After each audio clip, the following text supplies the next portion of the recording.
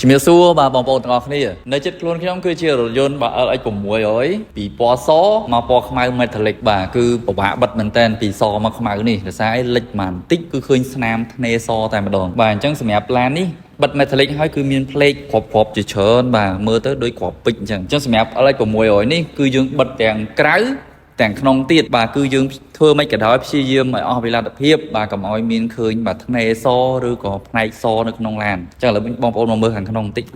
នេះបងប្អូនអញ្ចឹងយើងបិទពី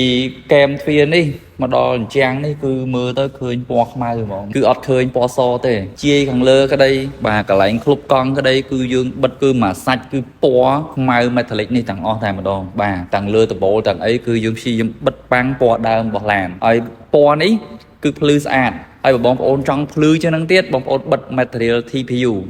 គឺស្វិតធន់ឲ្យភ្លឺជាងហ្នឹងបាទនេះត្រឹមតែវាយណល់គឺភ្លឺស្អាតប៉ុណ្ណឹងអញ្ចឹងទម្រាំតែ TPU ទៀតគឺពិសេសមែនតើហ្មងការពារទាំងឆ្នាំដើមទៀតអញ្ចឹងអូខេបងប្អូនអរគ្នាបើមានបំណងចង់បិទដូរពណ៌បងប្អូនអាចមក American Seal បានយើងមាន brand ច្រើន